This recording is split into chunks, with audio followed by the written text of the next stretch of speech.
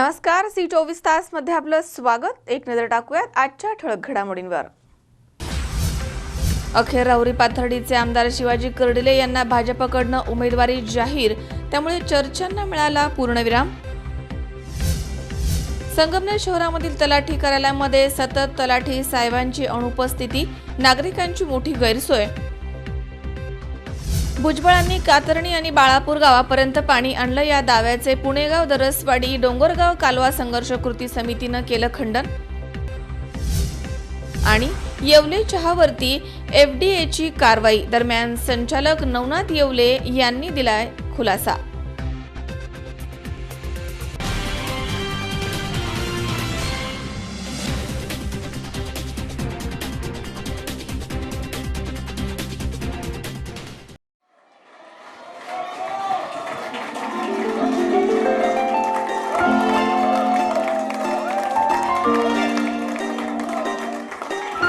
हारना मत। हारना तो हमने कभी सीखा नहीं, और हराने की कला हमने कभी भूली नहीं।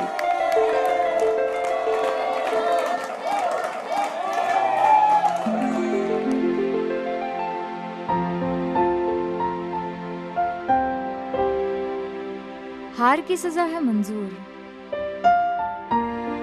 अपना तोहफा तो कबूल कीजिए हुजूर।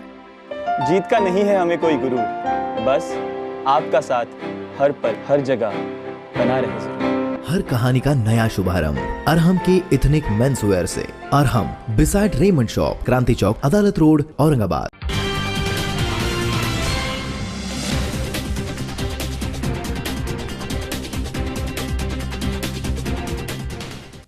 बातमीपत्रात आपलं स्वागत। पाहूया सविस्तर वृत्त। भारतीय जनता पार्टीकडनं उमेदवारांची यादी जाहीर झाली आहे। दरम्यान राहुरी पाथर्डी नगरचे आमदार शिवाजी कर्डिले यांना भाजपकडनं उमेदवारी जाहीर करण्यात आली आहे। या संदर्भात अनेक राजकीय चर्चा सुरू होत्या, मात्र आता या चर्चेला पूर्णविराम मिळाला आहे। आमदार कर्डिलेंना उमेदवारी जाहीर झाल्यामुळे राहुरी तालुक्यामध्ये कही खुशी कही गम असं वातावरण बघायला मिळतंय। राजकीय दृष्ट्या महत्त्वपूर्ण समजल्या जाणाऱ्या अहमदनगर जिल्ह्यामध्ये सर्वच्या सर्व 12 विधानसभा मतदारसंघांमधील भाजप शिवसेना युतीच्या जागा 1 ऑक्टोबर अखेर जाहीर झाल्यात। त्यामुळे निवडणुकीचं चित्र आगामी काही दिवसात स्पष्ट होणार आहे। 14 मतदारसंघाचे 12 मतदारसंघात विलीकरण करण्यात आल्यामुळे ही निवडणूक सर्वांनाच एवढी सोपी राहिली नाहीये। राज्याचे मंत्रिमंडळ एकेकाळी राहुरीमधनं ठरलं जायचं, त्या राहुरी मतदारसंघाचा राहुरी पाथर्डी नगर मतदारसंघ झालाय। या मतदारसंघामधील युतीचे विद्यमान आमदार शिवाजीराव कर्डिले यांची उमेदवारी मंगळवारी घोषित करण्यात आली आहे। त्यामुळे त्यांच्या समर्थकांमध्ये उत्साहाचं वातावरण पसरलं आहे। या उलट काँग्रेस राष्ट्रवादी आघाडीकडनं उमेदवारीची घोषणा अद्याप करण्यात आली नसली तरी मध्यंतरी राष्ट्रवादीचे नेते शरद पवार यांनी माजी आमदार प्रसाद तनपुरे यांच्या कुटुंबियांशी संपर्क केल्यामुळे त्यांचे चिरंजीव नगराध्यक्ष आणि प्रसाद शुगरचे चेअरमन प्राजक्त तनपुरे यांचं नाव निश्चित झाल्याचं कळतंय। भाजपचे माजी आमदार चंद्रशेखर कदम यांचे चिरंजीव देवळाली प्रवराचे नगर अध्यक्ष सत्यजित कदम यांनी उमेदवारी अर्ज नेलाय। भाजपचे निष्ठावान ज्येष्ठ कार्यकर्ते माजी आमदार चंद्रशेखर कदम यांचे चिरंजीव सत्यजित हे आमदार शिवाजीराव कर्डिले यांचे पक्षानं अधिकृत नाव घोषित केल्यामुळे पक्षाची शिस्त विचारात घेता उमेदवारी अर्ज ठेवतीलच हे सांगता येत नाही। राहुरी तालुक्यामधील राष्ट्रवादीचे ज्येष्ठ नेते दिवंगत शिवाजीराजे गाडे यांच्या पत्नी विद्या गाडे आणि मुलगा धनराज गाडे यांनी उमेदवारी अर्ज नेले आहेत। मात्र गाडे यांचे कट्टर समर्थक असलेले शिवाजी सागर यांनीच भाजप पक्षामध्ये प्रवेश केल्यामुळे त्यांचाही अर्ज राहतो की नाही याबाबत साशंकता व्यक्त होतीये। स्वाभिमानी शेतकरी संघटनेचे कार्यकर्ते असलेले रवींद्र मोरे हे देखील विधानसभा लढवण्यास इच्छुक आहेत। शेतकऱ्यांच्या विविध प्रश्नांसंदर्भात त्यांनी अनेक आंदोलने केली आहेत। तसेच माजी उपनगराध्यक्ष आर तनपुरे हे देखील मनसेच्या वतीनं स्पर्धेमध्ये आहेत। हल्लीच्या निवडणुका या केवळ पैसा अथवा भौतिक सुविधांवरती न राहता तो उमेदवार निवडून आल्यावर मतदारांना किती वेळ देतो, मतदारसंघामध्ये किती कामं करतो यावरती अवलंबून आहे। राहुरी पाथर्डी नगर विधानसभा मतदारसंघाचा विचार करता 2019ची निवडणूक भाजप सेनेचे विद्यमान आमदार शिवाजीराव कर्डिले आणि काँग्रेस राष्ट्रवादीचे युवा नेतृत्व नगराध्यक्ष प्राजक्त तनपुरे यांच्यामध्ये होणार आहे. मनोज साळवे सह सतीश फुलसौंदर C24 तास राहुरी. आंबेगाव विधानसभा मतदारसंघाचे उमेदवार आमदार दिलीप वळसे पाटील यांच्या मार्गदर्शनाखाली जिल्हा परिषद उपाध्यक्ष विवेक वळसे पाटील, देवदत्त निकम यांनी आंबेगाव तालुक्यामध्ये विविध गावांना भेटी देत गावभेट दौरा केला. आंबेगाव विधानसभा मतदारसंघाचे राष्ट्रवादी काँग्रेसचे उमेदवार आमदार दिलीप वळसे पाटील यांच्या मार्गदर्शनाखाली आंबेगाव तालुक्याच्या एकलहरे, कळंब, नांदूर, साकोरे, चास, म्हाळुंगे, पडवळ, लवकी, चांडोली, बुद्रुक, खडकी, भराडी, रांजणी, वळती, भागडी, नागापूर यासह इतर गावांचा गावभेट दौरा मंगळवारी 1 ऑक्टोबर रोजी संपन्न झाला. दरम्यान यावेळी गावामधील वाड्या वस्त्यांवरती जाऊन विवेक वळसे पाटील, देवदत्त निकम यांनी मतदारांच्या गाठी भेटी घेतल्यात आणि विविध समस्या जाणून घेतल्यात.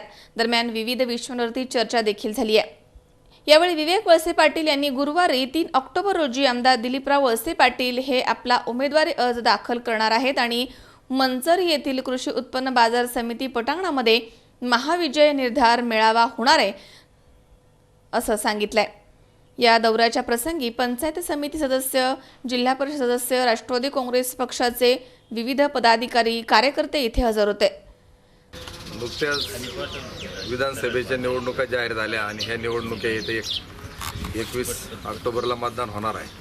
आपणा सर्वांना माहिती आहे की राष्ट्रवादी काँग्रेस आहे आणि मित्र पक्षाचे आघाडीचे उमेदवार म्हणून आमदार दिलीपरावजी वळसे पाटील साहेब हे पक्षाचे अधिकृत उमेदवार म्हणून गुरुवारी 3 तारखेला उमेदवारी अर्ज दाखल करणार आहेत. परंतु आज तालुक्यामध्ये मतदारसंघात सर्वांपुढे प्रश्न आहे की साहेबांच्या समोर ह्यावेळी नेमकं लढणारं कोण. आणि सर्वांना माहिती की इथं समोर उभं राहून आपला पराभव होणार आहे. त्यामुळं कुणी उभं राहायला जसं विरोधी पक्षाकडून त्या ठिकाणी नाही. हा त्याला म्हणतो तू उभा राहा, तो त्याला म्हणतो तू उभा राहा. कारण प्रत्येकाला माहिती आहे की पराभव हा आपला ठरलेला आहे. कारण गेले 30 वर्षामध्ये या तालुक्यामध्ये राष्ट्रवादी काँग्रेस पक्ष असेल, काँग्रेस, आम्ही सर्व एका मुद्द्यावरती निवडणुका लढवत आलेलो आहोत की या परिसराचा झालेला विकास आणि विकास हा एकमेव मुद्द्यावरती आम्ही ही निवडणूक ह्यावेळी देखील विक्रमी मताधिक्याने 7व्यांदा वळसे पाटील साहेबांना निवडून आणण्याचा आटोकाट प्रयत्न कार्यकर्ते करतील. तमाम मतदार त्या ठिकाणी केल्याशिवाय राहणार नाहीत. आणि अशा परिस्थितीमध्ये मला पत्रकारांना देखील विचारायचं आहे की लोकांना तर माहीत नाही समोर कोण उभं राहतो, परंतु तुम्हाला जर माहीत असेल तर तुम्ही संभाव्य उमेदवार कोण आहे हे तुम्ही आम्हाला सांगितलं ठीक होईल. कारण फॉर्म भरण्याकरता आता फक्त मोजून 3 दिवस बाकी असताना अद्याप देखील विरोधकांना उमेदवार त्या ठिकाणी मिळालेला नाही. आम्ही फक्त मताधिक्य किती वाढवायचं याचाच विचार करतो. स्वप्नील जाधव C24 तास मंचर. पारनेर तालुक्यामध्ये टाकी ढोकेश्वर इथे विकास सेवा सोसायटीची वार्षिक सर्वसाधारण सभा खेळीमेळीच्या वातावरणात संपन्न झाली आहे. यावेळी विविध विषयांवरती चर्चा देखील करण्यात आली. पारनेर तालुक्यातील टाकी ढोकेश्वर इथे विकास सेवा सोसायटीची वार्षिक सर्वसाधारण सभा संपन्न झाली आहे. ही सभा खेळीमेळीच्या वातावरणात पार पडली आहे. सभेच्या अध्यक्षस्थानी संस्थेचे चेअरमन बबनराव पायमोडे हे होते. संस्थेमध्ये संस्थेला झालेला नफा आणि तोटा आणि संचालक मंडळ आणि सभासद यांच्यासाठी काही योजना अशा विविध विषयांवरती चर्चा करण्यात आली आहे. यावेळी संस्थेचे व्हाईस चेअरमन प्रमोद खिलारी, सचिव विजय गायकवाड, ज्येष्ठ सदस्य सीताराम खिलारी, अशोक शेठ कटारिया, बबनराव पायमोडे, बाबासेठ खिलारी, गोरख झावरे, श्रावण गायकवाड, अण्णा शिंदे, केशव धुमाळ, बाबाजी निवडुंगे, कृष्णा बांडे, विकास गागरे यांच्यासह ग्रामस्थ सभासद इथे मोठ्या संख्येनं हजर होते. आर्थिक वर्षाची 1/4/2018 ते 31/3/2019 या आर्थिक वर्षाची सर्वसाधारण सभा या ठिकाणी होत आहे. आणि या सभेमध्ये आर्थिक वर्षाच्या झालेल्या आर्थिक उलाढालींचा आढावा घेण्यात आला आणि संस्थेच्या या सर्वसाधारण सभेसाठी बहुसंख्येने कर्जदार सभासद उपस्थित राहिले. सर्वजण उपस्थित असताना अतिशय खेळीमेळीच्या वातावरणामध्ये ही सर्वसाधारण सभा पार पडली. म्हणजे या संस्थेचं एक वैशिष्ट्य आहे की सभासद अतिशय जागृत आहे आणि प्रत्येक सभासद आपल्या कर्जाची परतफेड वेळेत करत असल्यामुळं या आर्थिक वर्षामध्ये सुद्धा दुष्काळ असूनही लोकांनी 86% वसूल दिला. 13-14% थोडा वसूल बाकी राहिला, परंतु सभासदांना अतिशय चांगलं वळण आणि हिताच्या बाबी संस्थेकडून केल्या जातात आणि या संस्थेचा संपूर्ण हा सर्वसाधारण सभेच्या याचा आढावा घेतल्यानंतर सभासदांनी धन्यवाद मानले आणि याही पुढं या संस्थेचा कारभार करताना अशाच प्रकारचा प्रामाणिकपणे सभासदांच्या हिताचं काम यापुढेही केलं जाईल असा मी आत्मविश्वास चेअरमन या नात्याने आपला सर्वांना देतो आणि सभा अतिशय खेळीमेळीच्या वातावरणात पार पडल्यामुळे सर्व सभासदांचं मी आभार मानतो आणि ही सभा संपली. विनोद गायकवाड, C24 तास, पारनेर. या ठिकाणी वेळ झाली छोट्याशा विश्रांतीची. अवघ्या काही क्षणात परत येतोय. तुम्ही पाहत रहा C24 तास, जगा वर्तमानात बिनधास्त.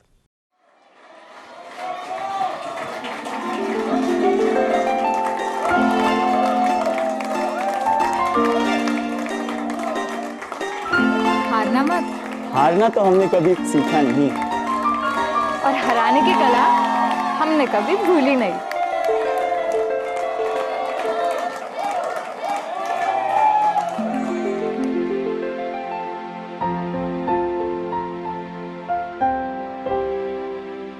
हार की सजा है मंजूर, अपना तोहफा तो कबूल कीजिए हुजूर. जीत का नहीं है हमें कोई गुरु, बस आपका साथ हर पल हर जगह बना रहे जरूर. हर कहानी का नया शुभारंभ अरहम के इथनिक मेंसवेयर से. अरहम बिसाइड रेमंड शॉप, क्रांति चौक, अदालत रोड, औरंगाबाद.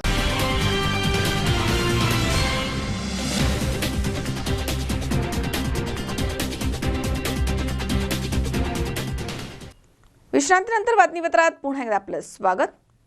तलाठी कार्यालयामध्ये नागरिकांची अनेक कामं असतात. या ना त्या कारणास्तव तलाठी कार्यालयामध्ये आपल्याला जावंच लागतं. दरम्यान संगमनेर मधील राजस्थान चौक येथील तलाठी कार्यालयामध्ये तलाठी सतत गायब असतात. त्यामुळे नागरिकांची मात्र मोठी गैरसोय होती. संगमनेर शहरामधील राजस्थान चौक इथे तलाठी कार्यालयामधील तलाठीच गायब झालेत. त्यामुळे विविध दाखले आणि उतारे घेण्यासाठी आलेल्या नागरिकांना तासनतास तलाठी यांची वाट पाहावी लागते.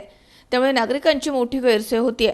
त्याबरोबर वाळू माफियांचाही मोठा सुळसुळाट आहे. याकडे देखील महसूल विभाग दुर्लक्ष करत आहे. संगमनेर शहरामधील राजस्थान चौक इथे अनेक वर्षांपासून महसूल विभागाचे तलाठी कार्यालय आहे. या ठिकाणी उत्पन्नाचा दाखला, जमिनीचे उतारे आणि विविध प्रकारचे दाखले मिळतात. त्यामुळे येथील नागरिकांची दाखले आणि उतारे घेण्यासाठी नेहमीच इथे गर्दी असते. या ठिकाणी श्री तोरणे हे तलाठी म्हणून काम पाहत आहेत, मात्र ते आपल्या जागेवर कधीच वेळेवर येत नाहीत. कधी संध्याकाळी तर कधी दिवसभर या तलाठी कार्यालयाकडे ते फिरकत नाहीत. त्यामुळे इथे दाखले आणि उतारे घेण्यासाठी आलेल्या नागरिकांना तासनतास तलाठी श्री तोरणे यांची वाट पाहावी लागते. त्याबरोबरच याकडे तहसीलदार अमोल निकम यांचंही दुर्लक्ष दिसतंय. सध्या निवडणुकीची कामं सुरू आहेत, त्यामुळे शासकीय अधिकारी त्या कामांमध्ये व्यस्त असले तरी त्यामुळे नागरिकांचे मोठे हाल होत आहेत. त्या ठिकाणी नागरिकांचे हाल होऊ नये यासाठी तहसीलदार अमोल निकम यांनी याची दखल घेऊन उपाययोजना करणं गरजेचं आहे. तसेच प्रवरा आणि म्हाळुंगी नदीमधनं राजरोजपणे वाळूची चोरटी वाहतूक सुरू आहे. पर्यावरणाची हानी होतीये. या वाळू माफियांच्या विरुद्ध प्रशासनानं त्वरित कारवाई करावी अशी मागणी नागरिक करतायत. यावेळी संतप्त झालेल्या नागरिकांनी आपल्या प्रतिक्रिया C24 तासचे प्रतिनिधी शावीर शेख यांच्याशी बोलताना व्यक्त केल्यात.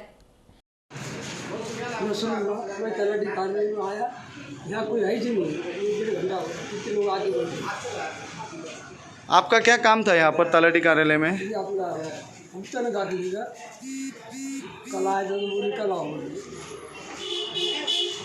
मारुती कुंड राहणार इंदिरानगर या ठिकाणी तलाठी कार्यालय ठिकाणी आलेलो आहे. माझ्या मुलाचे मला उत्पन्न दाखले काढायचे आहे, पण या ठिकाणी अधिकारी कुणीच उपस्थित नाही. त्यामुळे पालकांची गैरसोय होती. तरी प्रशासनाने याच्यावर कारवाई केली पाहिजे, जेणेकरून पालकांची गैरसोय झाली नाही पाहिजे, अशीच माझी प्रशासनाला विनंती आहे. अंजनाबाई किसन काळ ते पेन्शिल वाढणार आहे म्हणून तो कागद द्यायला आले. अर्धा तास येऊन झाला तर माझं काही काम होऊन नाही राहिलं. त्यातून आले अधिकारी. शावीर शेख C24 तास संगमनेर. दौंड तालुक्यामधील चौफुला इथे श्री बोरमलनाथ मित्र मंडळानं प्रवाशांच्या सोयीसाठी सिमेंटचे 16 बेंचेस बसवले आहेत. दरम्यान प्रवाशांची सोय झाल्यामुळे प्रवाशांनी देखील समाधान व्यक्त केलं. दौंड तालुक्यामध्ये चौफुला इथे श्री बोरमलनाथ मित्र मंडळानं प्रवाशांच्या सोयीसाठी सिमेंटचे 16 बेंचेस लावले आहेत. प्रवाशांना बसण्याची सोय झाल्यामुळे प्रवाशांनी देखील समाधान व्यक्त केले. चौफुला येथे शिरूर, सातारा आणि पुणे सोलापूर महामार्ग एकत्र येतात.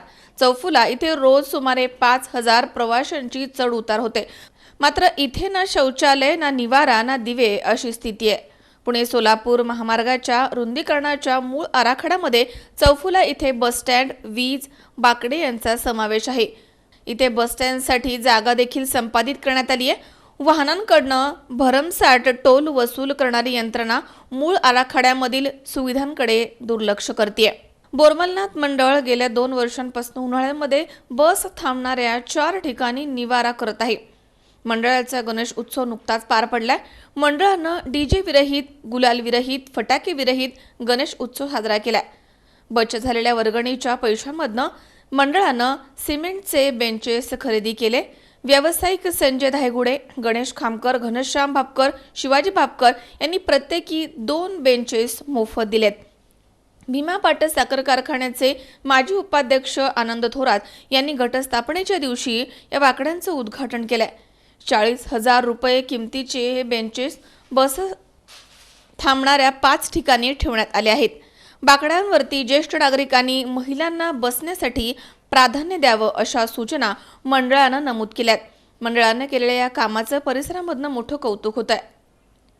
मी श्री बोरमलनाथ मित्र मंडळाचा सदस्य आबासाहेब राऊत बोलतो की या ठिकाणी प्रवाशांची गैरसोय होत होती. त्याच्यामुळं आम्ही मंडळाच्या वतीनं या ठिकाणी प्रथमतः आम्ही नेट सीट टाकलं, त्यांची सोय केली. परंतु त्यांची सोय अपूर्ण राहिल्यामुळं यानंतर परत आम्ही विचार करून मंडळाच्या कोर कमिटीने यामध्ये रमेश वत्रे साहेब, त्रिंबक सोडनोवर, सतीश मेत्रे, सुदाम काका मेत्रे, सिद्धेश्वर सरकर यांच्या कोर कमिटीने असा विचार करून या ठिकाणी प्रवाशांची गैरसोय टाळण्यासाठी मंडळाच्या बचतीतून आम्ही या ठिकाणी 4 ठिकाणी 16 बेंच टाकून प्रवाशांची गैरसोय टाळण्याचा आम्ही या ठिकाणी प्रयत्न केलेला आहे.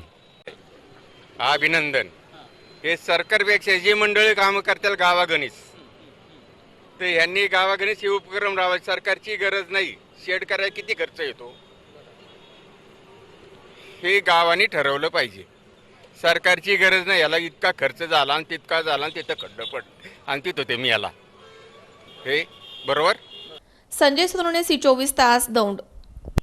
पुणे जिल्ह्यामध्ये समाधानकारक पाऊस असल्यामुळे समाधान व्यक्त होतंय. मात्र काही भागामधील शेतकऱ्यांच्या जनावरांना अद्याप देखील हिरवा चारा नाहीये.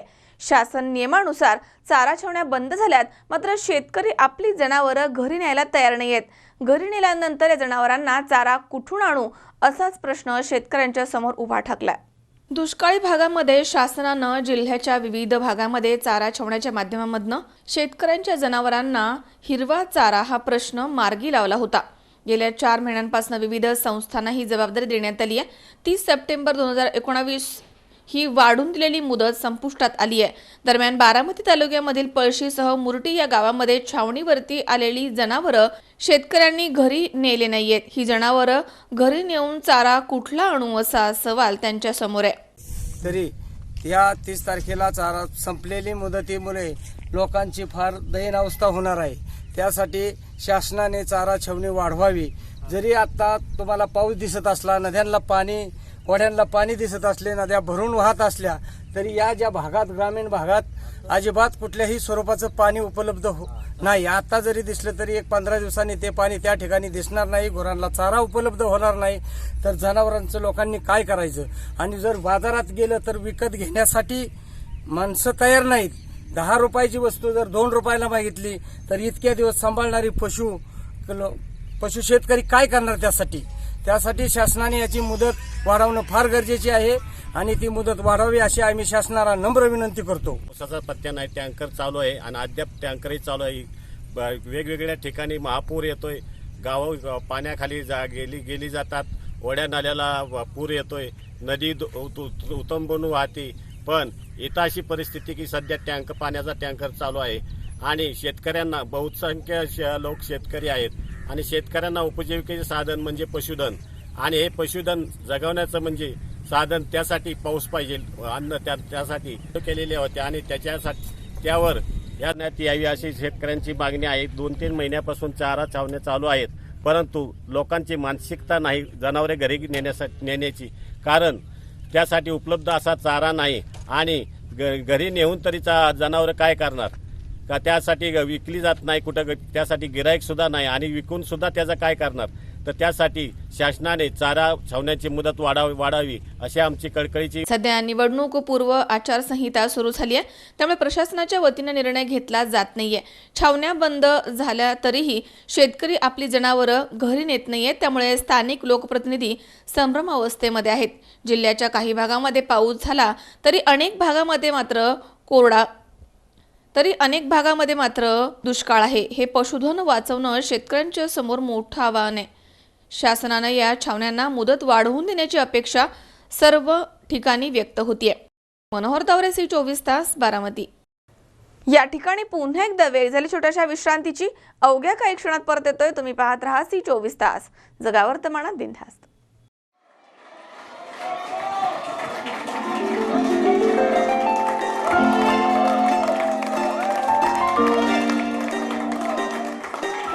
हारना मत।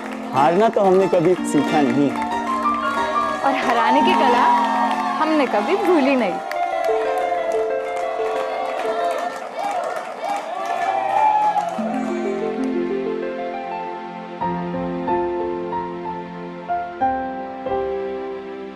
हार की सजा है मंजूर, अपना तोहफा तो कबूल कीजिए हुजूर। जीत का नहीं है हमें कोई गुरु, बस आपका साथ हर पल हर जगह बना रहे जरूर। हर कहानी का नया शुभारंभ अरहम के इथनिक मेंसवेयर से। अरहम बिसाइड रेमंड शॉप, क्रांति चौक, अदालत रोड, औरंगाबाद।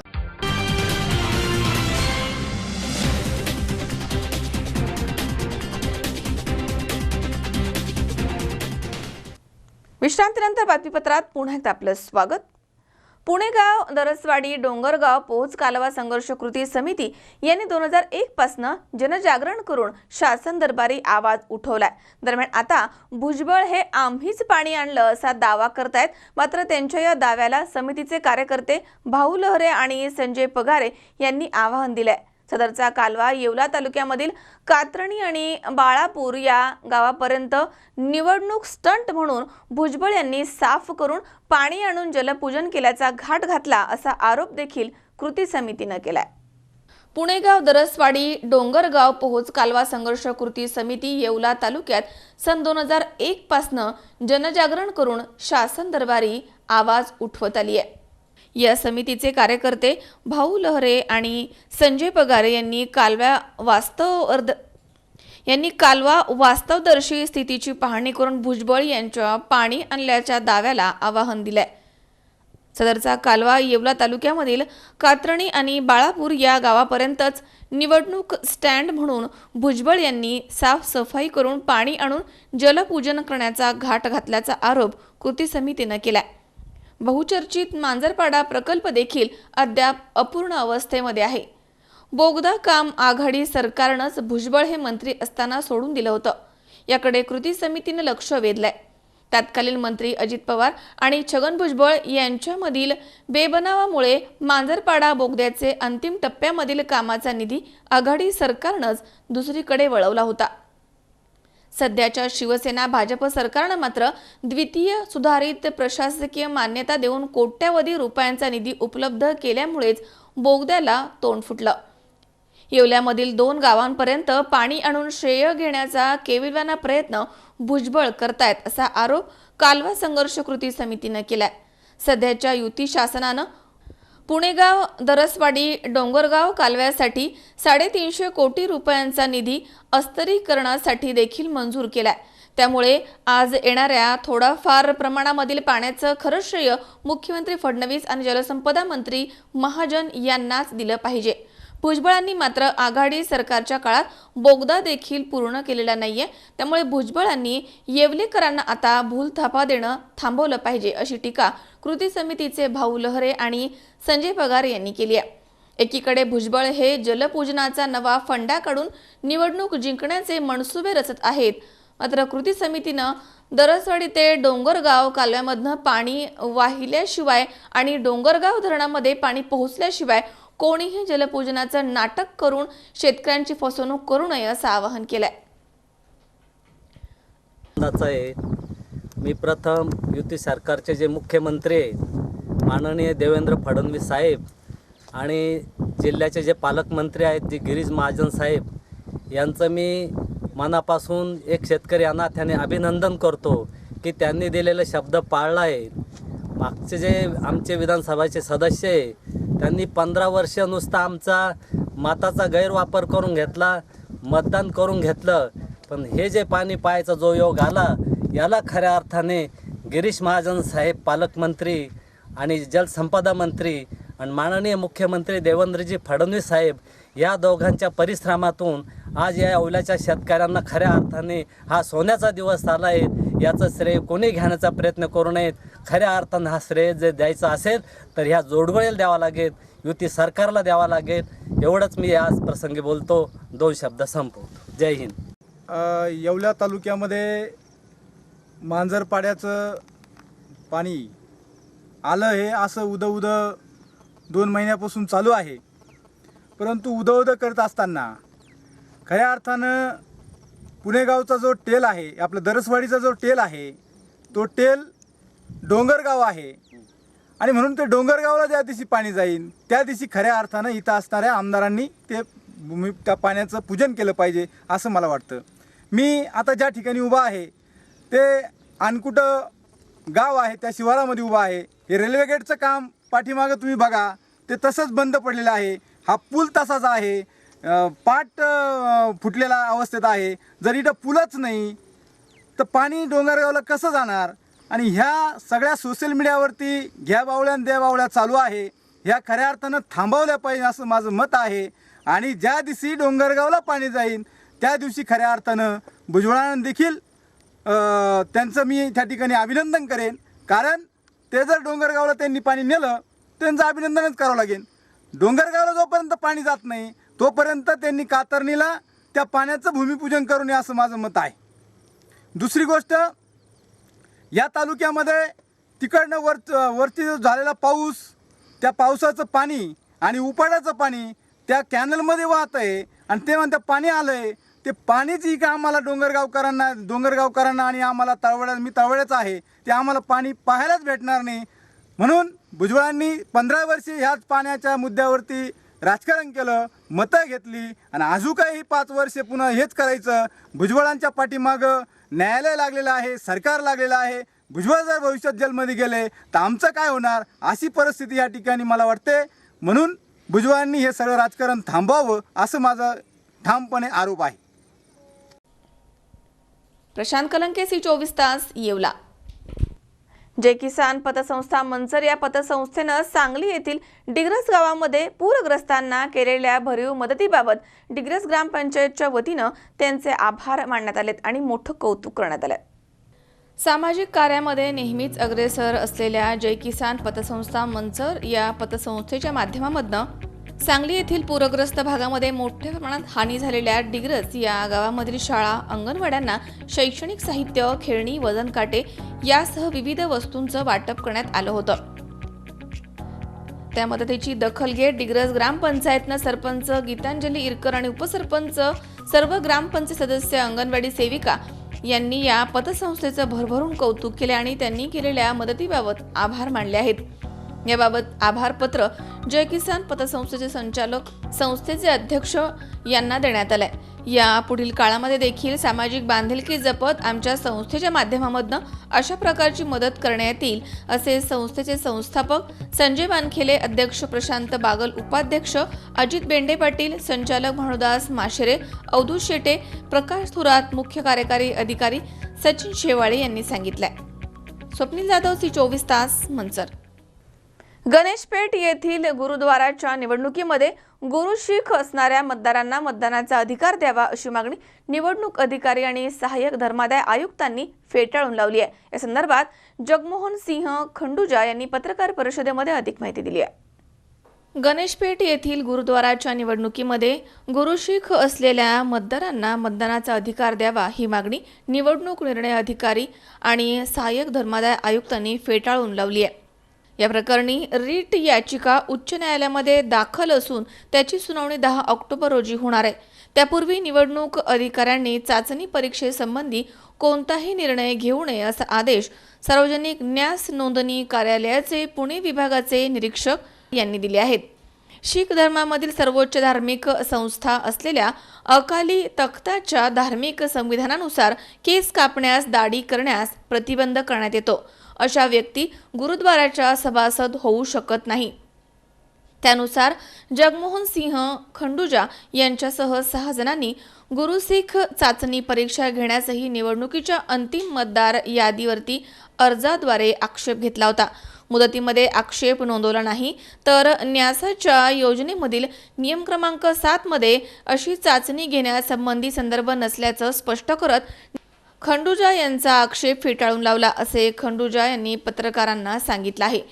याशिवाय न्यासाच्या योजना दुरुस्तीबाबत अरविंद सिंग यांनी सहाय्यक धर्मादाय आयुक्तांकडे अर्ज केला आहे, तो देखील फेटाळून लावण्यात आला। या आदेशाला माखीजा यांनी याचिका दाखल करून उच्च न्यायालयामध्ये आवाहन दिले।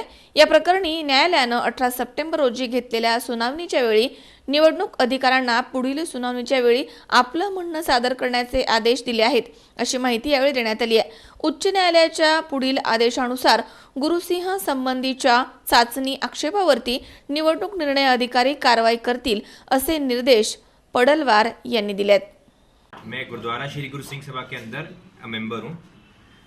हमने जो ये असिस्टेंट चैरिटी कमिश्नर के पास प्रे किया था, हमारा प्रे था कि गैजेट ऑफ इंडिया जो है उसके ऊपर जो लिखा हुआ है कि गुरुद्वारे के अंदर इलेक्टर कौन हो सकता है, वो हमने बहुत क्लियरली इधर उनको अंडरलाइन करके दिया था कि gadget of India that of any person who trims or shaves his beard or kesh, smokes and takes alcoholic drink cannot be registered as an elector to a Sikh institution of a gurdwara.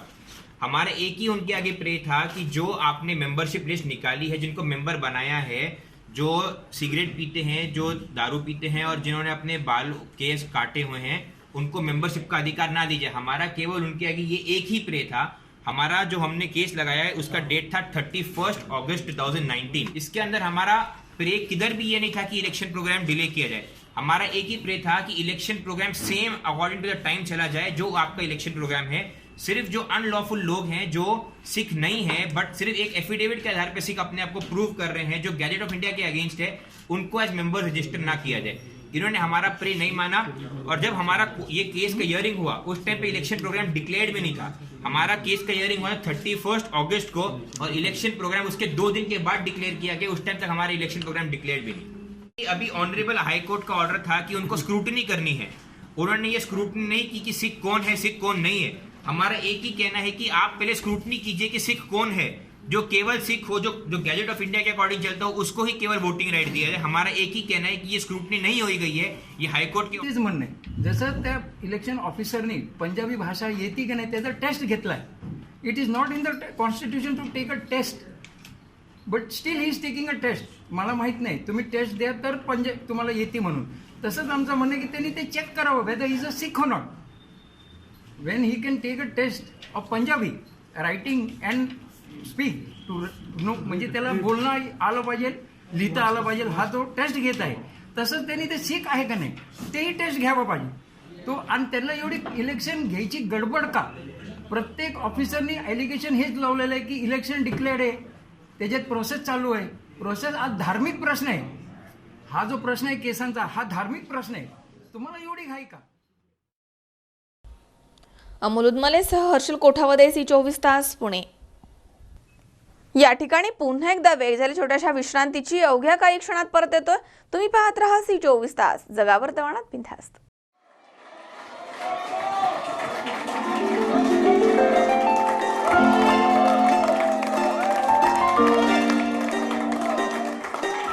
हारना मत, हारना तो हमने कभी सीखा नहीं, और हराने की कला हमने कभी भूली नहीं।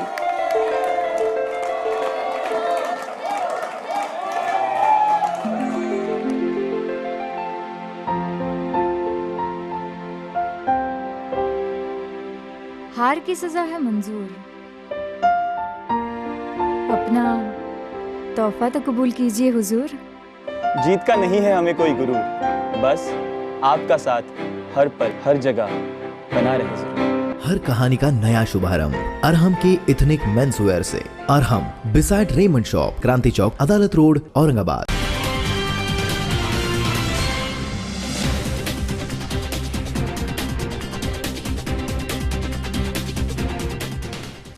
विश्रांतीनंतर बातमीपत्रात पुन्हा एकदा आपलं स्वागत। सध्या सर्वत्र येवले चहावरती एफडीएची कारवाई झाली याची मोठी चर्चा सुरू आहे। या कारवाईमुळे या चहाबद्दल शंका व्यक्त होतीये। दरम्यान येवले चहाचे संचालक नवनाथ येवले यांनी याचं स्पष्टीकरण दिले आणि सर्व गोष्टींचा खुलासा केलाय। सध्या महाराष्ट्रभरामध्ये फेमस असलेला चहा म्हणजे येवले चहा। 24 सप्टेंबर रोजी येवले चहावरती एफडीएनं कारवाई केली आहे। या कारवाईमुळे येवले चहाच्या ब्रँडबद्दल अनेक उलटसुलट चर्चा झाल्या आहेत। यावरती येवले चहाचे संचालक नवनाथ येवले यांनी स्पष्टीकरण देखील दिले। गेले 2 दिवस असा मेसेज फिरतोय की येवले चहामध्ये मेलामाइन नावाचा घातक पदार्थ वापरला जातोय आणि तो ग्राहकांच्या जीवासाठी घातक आहे, पण असा कोणताही पदार्थ आमच्या चहामध्ये आम्ही वापरत नाहीये। एफडीएच्या अधिकाऱ्यांनी जेव्हा आमच्या कारखान्याची पाहणी केली तेव्हा पॅकिंग संदर्भात काही त्रुटी आढळून आल्या होत्या, पण त्यांची पूर्तता आम्ही आता केली आहे। प्रसार माध्यमांमध्ये जो मेसेज व्हायरल होतोय तो खोटा आहे। ग्राहकांच्या जीवाशी खेळायचा आम्हाला अधिकार नाही, त्यामुळे ग्राहकांनी अशा अफवांवरती विश्वास ठेवू नये। आमच्या सर्व फ्रँचायझी इथून पुढे देखील चालू राहतील, असं स्पष्टीकरण नवनाथ येवले यांनी दिले आहे। येवले चहासाठी वापरला जाणारा पावडर, मसाला, साखरेच्या नमुन्यांची प्रयोगशाळेकडून तपासणी करण्यात आलेली नाहीये। तसेच त्यांच्याकडे माल विक्रीचा परवाना नाहीये, त्यामुळे अन्न आणि औषध प्रशासनानं एफडीएनं येवले चहाला दणका देत 6 लाख रुपयांचा माल जप्त केला होता। नमस्कार, मी नवनाथ येवले, येवले अमृततुल्यचा डायरेक्टर। आज प्रसारमाध्यमांमध्ये व सोशल मीडियावरती एक मेसेज व्हायरल होतो आहे। त्या मेसेजमध्ये येवले अमृततुल्य मेलामाइन नावाचा एक घातक पदार्थ आपल्या चहामध्ये मिसळून तोच चहा ग्राहकांना पाजत आहे, अशा प्रकारचा तो मेसेज आहे। तर असं कुठलंही कृत्य आम्ही करत नाही। एफडीएच्या अधिकाऱ्यांनी ज्या वेळेला आमच्या कारखान्यावरती भेट दिली त्यावेळेला चौकशी दरम्यान पॅकिंग संदर्भात आमच्या काही त्रुटी आढळून आल्या व त्यांची पूर्तता आम्ही केलेली आहे। प्रसारमाध्यमांमध्ये ज्या बातम्या व्हायरल झालेल्या आहेत तशा प्रकारचा मेलामाइन नावाचा पदार्थ त्यांना कारखान्यामध्ये आढळून आलेला नाही किंवा आम्ही तो चहामध्ये वापरत नाही। ज्या ग्राहक मायबापांमुळे आज आम्हाला प्रसिद्धी मिळाली व आम्ही इथपर्यंत पोहोचलो, त्यांच्या जीवाशी खेळायचा कोणताही अधिकार आम्हाला नाही, तसे संस्कार पण आमच्यावर झालेले नाहीत। त्यामुळे ग्राहकांनी अशा अफवांवरती विश्वास ठेवू नये। आमच्या सर्व फ्रँचायझी नेहमीप्रमाणे सुरळीत चालू राहतील। धन्यवाद।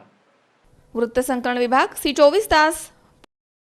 भैरवनाथ नागरी सहकारी पतसंस्था मर्यादित लांडेवाडी या संस्थेची 30वी वार्षिक सर्वसाधारण सभा 27 सप्टेंबर रोजी सर्व प्रमुखांच्या उपस्थितीमध्ये उत्साहात संपन्न झाली आहे। भैरवनाथ नागरी सहकारी पतसंस्था लांडेवाडी तालुका आंबेगाव या संस्थेची 30वी वार्षिक सर्वसाधारण सभा शुक्रवारी 27 सप्टेंबर रोजी संस्थेचे संस्थापक अध्यक्ष आणि शिवसेना उपनेते शिवाजीराव आढळराव पाटील यांच्या अध्यक्षतेखाली संपन्न झाली आहे। यावेळी अध्यक्ष भाषणामध्ये आढळराव पाटील यांनी संस्थेच्या प्रगतीचा आलेख मांडून भविष्यामध्ये संस्थेच्या सभासद, ठेवीदार आणि कर्जदार यांच्या उन्नतीसाठी विविध योजनांची आखणी केली जाईल असं सांगितलंय। भैरवनाथ पतसंस्था महाराष्ट्रामधील अग्रगण्य पतसंस्था आहे। आधुनिक सॉफ्टवेअर प्रणाली आणि ब्रँडिंग यांच्या जोरावरती ती प्रगती साधते। कर्मचाऱ्यांनी मोठ्या आत्मविश्वासानं सभासद आणि ठेवीदारांचा विश्वास संपादन करून संस्थेचा नावलौकिक वाढवावा असं आवाहन त्यांनी केलंय। भैरवनाथ पतसंस्थेच्या वतीनं ज्येष्ठ पत्रकार रवींद्र वायाळ, बुधाजी ढामसे, मंचरचे सरपंच दत्ताभाऊ गांजाळे, निवृत्त विक्रीकर आयुक्त DB घोडे यांना भैरवनाथ जीवन गौरव पुरस्कार देण्यात आलाय। तसेच शैक्षणिक, सामाजिक, राजकीय तसेच सांगली, कोल्हापूर येथील पूरग्रस्त भागामध्ये उल्लेखनीय कार्य केलेल्या व्यक्तींच्या यावेळी दादांच्या हस्ते सन्मान करण्यात आला. संस्थेचे सभासद कैलासवासी शिवाजी बबन बांगर यांचे निधन झाल्यामुळे त्यांचे वारस श्रीमती जनाबाई बांगर यांना पतसंस्थेच्या वतीनं 1 लाखांची मदत विमा योजनेच्या माध्यमामधून देण्यात आली आहे. या सभेसाठी संस्थेचे संचालक सागर काजळे, हनुमंत तागड, अभिमन्यू लांडगे, अशोक गव्हाणे, भिकाजी बोकड, मुख्य कार्यकारी अधिकारी किसन भालेराव, पुणे जिल्हा आणि आंबेगाव तालुक्यामधील शिवसेना पदाधिकारी, संस्थेचे संचालक, सभासद, कर्मचारी, पत्रकार मित्र आणि ग्रामस्थ इथे मोठ्या संख्येने हजर होते. आज ही 30वी सर्वसाधारण सभा आहे. 30 वर्ष या सभेवर सर्वसाधारण या संस्थेला झाले. मला आठवते 30 वर्षापूर्वी अतिशय लहान जागेमध्ये, गावामध्ये 10 बाय 10च्या खोलीमध्ये, टपरीमध्ये आपण भैरवनाथ सहकारी पतसंस्था चालू केली. त्यावेळेला फक्त एकच कर्मचारी होता. ग्रामीण भागातल्या, विशेष करून माझ्या गावातल्या परिसरातल्या गोरगरिबांना, शेतकऱ्यांना सावकाराकडनं पैसे व्याजानं घेता लागू नये हा एक माफक उद्देश डोळ्यासमोर ठेवून आपण ही पतसंस्था 30 वर्षापूर्वी चालू केली. कारण त्यावेळेला मला काही गोष्टी लक्षात यायच्या की शेतकरी वर्ग छोट्या छोट्या गोष्टीसाठी सावकाराकडनं महिना 5%, 6%, 7% व्याजानं कर्ज काढतो आणि मग कालांतरानं कर्ज फेडता न आल्यामुळं जमिनी विकायला लागायच्या. आणि म्हणून त्याच्यावर पर्याय म्हणून मी मुंबईत राहिलेलो, व्यवसायामध्ये राहिलेलो म्हणून मला थोडं अर्थकारणाचं जाणीव झाली आणि विचार केला की आपल्या गावामध्ये माझ्या सर्व ग्रामस्थांना कुठेतरी अर्थ स्वातंत्र्य मिळावं म्हणून पतसंस्था चालू केली. उद्देश फक्त एकच, गावापुरता होता किंवा परिसरापुरता होता. परंतु संस्थेला ग्रामस्थांनी, आजूबाजूच्या गावांनी प्रेम दिलं, साथ दिली. संस्था वाढत गेली. 1च्या 2, 2च्या 4, 4च्या 8, 8च्या 15. या 30 वर्षाच्या या सगळ्या घोडदौडीमध्ये, प्रवासामध्ये संस्था कधी एवढी मोठी झाली आपल्याला कळलंच नाही. कारण तुमचा विश्वास हा तेवढा महत्वाचा माझ्या दृष्टीने राहिला. आणि मी नेहमी सांगत होतो की लोकांची भक्ती आणि प्रेम एवढं होतं की मुंबईमध्ये काम करणारा माणूस जर त्याची सर्व्हिस संपली तर सगळे पैसे माझ्याकडे मुंबईला आणून द्यायचे आणि सांगायचं की तुमच्या बँकेत ठेवा. एक अतूट विश्वासाचं नातं आपण गेले 30 वर्ष जपलं. आज मला सांगायला आनंद होतो 100-200 सभासद असणारी ही संस्था आज त्याची संख्या जवळजवळ 4800 सभासदांवर गेली. 4800 सभासद झाले. फक्त लांडेवाडीच नव्हे तर संपूर्ण पुणे जिल्हा कार्यक्षेत्र झाले, मुंबई कार्यक्षेत्र झाले, ठाणे कार्यक्षेत्र झाले. गेल्या 2 वर्षापूर्वी आपल्याला नवीन 5 शाखांचे विस्ताराची परमिशन मिळाली. आपण मागितल्या होत्या 10. सरकार म्हणाले तुम्ही अगोदर 5 चालू करा, नंतर मग अजून 5 देऊ. मग त्या 5 शाखांच्या परवानगी घेतल्यानंतर नारायणगाव आणि शिरूर या ठिकाणी शाखा चालू झाल्या आणि त्या व्यवस्थित चालल्या. अजूनही चाकण असेल, राजगुरुनगर असेल किंवा जुन्नर या 3ही ठिकाणी शाखा चालू करायच्या. आपण चांगल्या जागेचा शोध घेतोय आणि शाखा चालू करण्याचा आपला प्रयत्न नक्कीच आहे.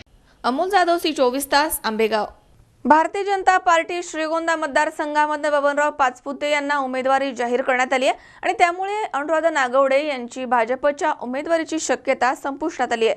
तसेच राष्ट्रवादी हाच पर्याय राहुल जगताप यांनाही आता उपलब्ध आहे.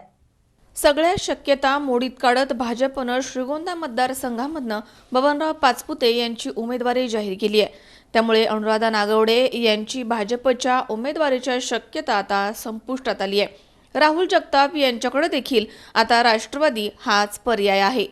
पाचपुते यांना भाजपची उमेदवारी मिळणार नाही.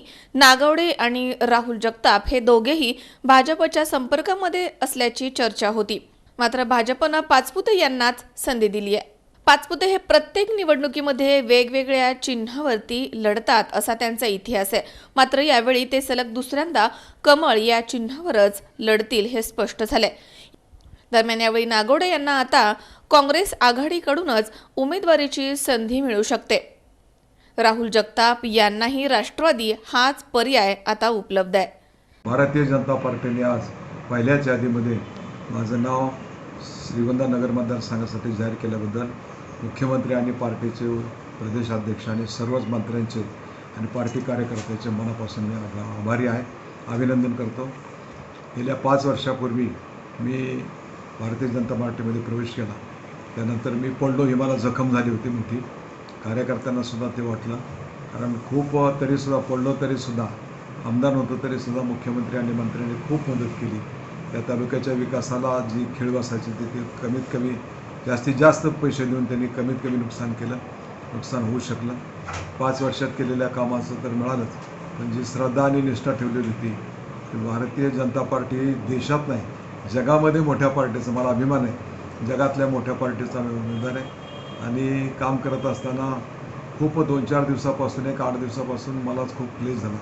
कारण काय होणार काय नाही म्हणून आम्हाला तिकीट मिळणार, विरोधी पक्षाचे आमदार आणि त्यांचे लोक 200% आम्हाला तिकीट मिळणार, बाकी कारखान्याचे लोक आम्हाला तिकीट मिळणार. कार्यकर्त्यामध्ये खूप मोठ्या प्रमाणात संभ्रम करण्याचं काम आणि असं वातावरण केलं की या तालुक्यात थांबू का नाही असं झालं. म्हणून मी काल 1 दिवस बाहेर सुद्धा गेलो. पार्टीने विश्वास दाखवला, काम करायला संधी दिलेल्या, खूप काम करायचं. खूप लहान असताना या तालुक्यातलं स्वप्न पाहिलं. माझ्या तालुक्यातल्या माझ्या लोकांना रोजगार हमीवर कामावर जावं लागतं, पाणी नाही, अडचणी आहेत. या सगळ्या अडचणी दूर करीत आल्या. मला समृद्ध तालुका करायचा. श्रीगोंदा तालुका हा महाराष्ट्रात एक चांगल्या विकासामध्ये किंवा चांगल्या तालुक्यामध्ये व्हावा हीच अपेक्षा, त्याकडून लोकांची साथ पाहिजे. 5 वर्ष पडलो आहे आणि एकही दिवस घरी राहिलो नाही. आता कार्यकर्त्यांची जबाबदारी आहे, किती मतांनी द्यायचं निवडून त्यांनी ठरवायचं आहे. आणि मी तर खूप काम केलेलं आहे. काम करत असताना की माझा तुझा कधी पाहिला नाही, कोणाला सोडाचं राजकारण केलं नाही, कोणाला त्रासाचं राजकारण केलं नाही. विकासाच्या बरोबर सतत काम करत राहिलो. पछाडल्यासारखं वेळे होऊन काम केलेलं आहे.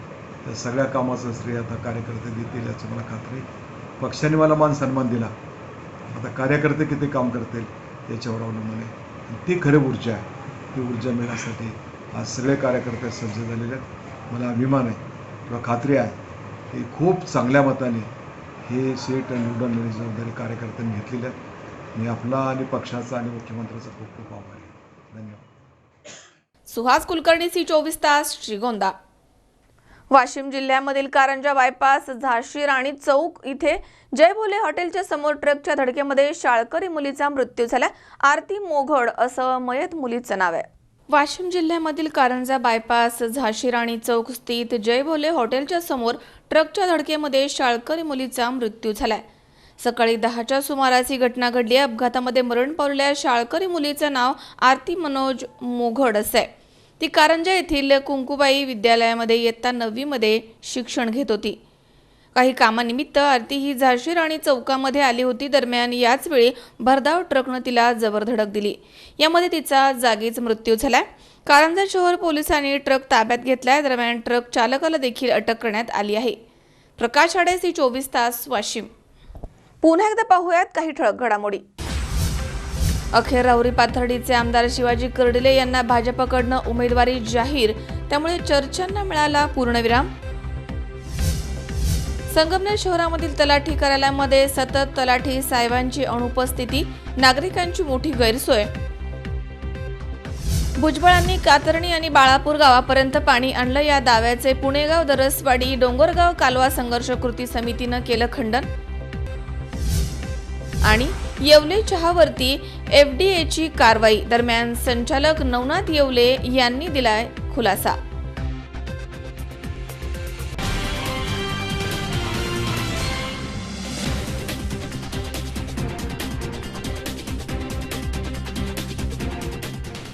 याचबरोबर बातमीपत्रात आज वेळ झाली इथेच थांबण्याची. ताज्या अपडेटसाठी बघत रहा C24 तास. जगावर्तमानात मिठास.